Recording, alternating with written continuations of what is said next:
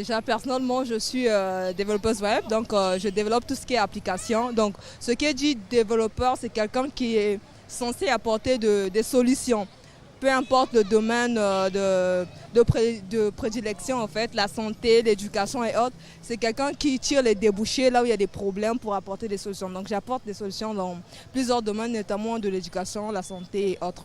Je parle de développeurs, on crée par exemple des sites, des applications et autres qui apportent des solutions aux citoyens congolais.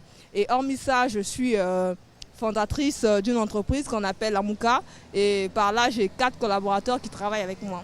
Justel Pionda, donc je contribue également au développement de mon pays et je l'aime bien, merci. Le développement, au fait, c'est un mécanisme par lequel nous allons d'un départ à une autre, c'est-à-dire on constate que nous avons évolué d'une étape à une autre. C'est ça ce qu'on parle par le mot développement. Or, dans notre pays, nous avons un problème de la mentalité. Lorsqu'on parle du développement, le développement doit être mental. Dans les Congolais, et je ne généralise pas, il y a des Congolais qui sont développés, il y a ceux qui ne sont pas développés. Du coup, nous sommes influencés dans un état ou dans un contrée où nous vivons dans un état sous-développé. Des pays sous-développés, nous sommes dans un état où les gens ne sont pas développés. Donc le développement part de la mentalité d'une personne à une autre, auquel c'est un processus par lequel il gagne une majorité. Nous prenons par exemple le cas des pays par exemple d'Europe.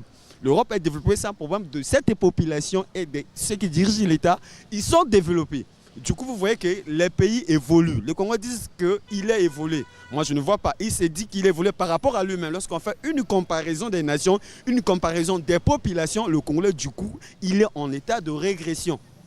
Vous voyez, madame, c'est par rapport à ça. Donc le développement part d'une valeur ajoutée. Parce que vous avez parlé du problème de développement, c'est-à-dire une valeur ajoutée pour la nation. Qu'est-ce qu'un jeune Congolais, qu'est-ce que le Congolais fait pour sa propre nation? Mais tout part de la bonne conscience, de la bonne moralité, une mentalité qui est développée pour avoir une valeur ajoutée pour le pays. Je crois que j'aime mon pays, hein. Je le crois. Bon, moi je suis fonctionnaire de l'État, je crois que dans l'accomplissement de mes tâches quotidiennes administratives, je contribue de ma manière à l'évolution de mon pays. C'est-à-dire, quand j'accomplis mes tâches telles qu'on me le demande, je crois, j'apporte aussi ma touche à l'édifice. Je crois que j'aide mon pays dans ce sens. Je ne vois pas qu'est-ce que je pourrais faire d'autre. Mais le fait déjà d'aller au travail, c'est une forme de contribution. Donc les différentes activités auxquelles je participe, hein, et font que ce que nous produisons, par exemple, puisse constituer un élément du développement du pays. C'est une forme de contribution. Oui, pourquoi pas. C'est mon pays, je l'aime bien. Certainement, j'aime beaucoup mon pays et j'aimerais qu'il soit encore mieux, quoi. Hein, donc, on essaye de faire ce qu'on peut pour qu'il soit meilleur, chacun de son côté. Je crois qu'en faisant ma part de travail tous les jours, hein, comme je peux à mon boulot, mais quand il y a des possibilités de faire plus, on en fait toujours plus. On essaye au moins. D'aimer le pays, c'est comme si on pouvait demander à un enfant s'il aime sa mère. Est-ce qu'il y a le choix?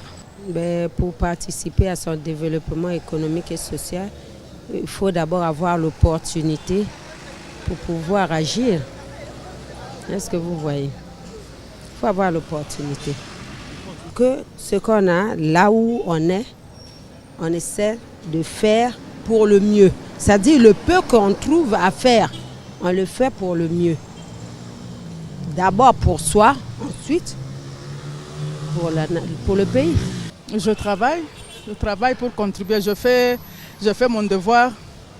Bon, avec mon travail, je contribue au développement du pays. C'est ça. J'aime mon pays. J'aime très, très bien mon pays. Ouais. Je suis jardinier, fleuriste et je fais aussi la désinfection. Et lorsque j'ai un petit marché pour le jardinage, je prends quelques petits avec moi pour les entraîner. Comment faut-il faire le jardin?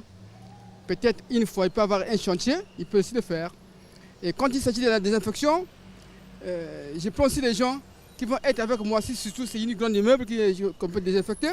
Je prends les éléments qui vont travailler avec moi ensemble et après, dès qu'on a quelque chose, aussi un gain de pain. pour vivre. C'est tout vraiment, je peux faire sur les amis. Donc, vous aimez votre... Contribuer au développement économique ou social de ce pays, oui. Pourquoi? Parce que ce que je fais aide quelques 2, 3, 4 membres de ma famille à subvenir à leurs besoins, ce que je fais. C'est un peu ça. Mais en général, ma contribution n'est pas, disons, n'est pas trop modeste. N'est pas trop modeste parce que vous ne pouvez pas vous imaginer, moi personnellement, je travaille dans une structure où j'ai 20 ans. Et mon statut contractuel, donc je suis un contractuel à vie. Vous voyez? Je ne sais pas ce que je peux vous dire. Pour contribuer au développement économique et social de mon pays, j'étudie dans ce que j'aime le plus. Donc je suis en STC3 en communication pour faire la fierté de mon pays. Donc c'est un peu ça. Parce qu'on dit toujours que les femmes, à l'heure de l'égalité entre l'homme et la femme, les filles ne doivent pas se négliger. Voilà pourquoi j'aimerais étudier, aller loin et faire la fierté des filles et pourquoi pas de ma nation. Moi, dans la contribution du pays, parce que j'ai défendu ce pays pendant 30 ans, n'est-ce pas? Je suis un militaire. Bon, j'ai défendu le pays dans le sens que le pays ne puisse pas être attaqué par des belligérants, n'est-ce pas? Bon, là même je vous passe sur un mutilé, parce que c'est pour faire à ce que la paix puisse exister. Parce que lorsqu'il y a la paix, quelqu'un peut faire tout ce qu'il veut. Et j'en ai fait pendant 30 ans. Donc c'est une contribution quand même. Parce que sans ça, si moi par exemple j'ai pacifié la ville de Dolisie, j'ai réhabilité le trafic ferroviaire de Montbello à Mbinda, j'ai réhabilité le trafic ferroviaire de Dolisie à Brazzaville, sous des menaces de ces indisciplinés, des coups de feu de tout terrain. Pourquoi? Parce qu'on voulait à ce que le paysan puisse ramener son produit vers la ville. Il fallait le faire, il fallait se sacrifier pour son pays.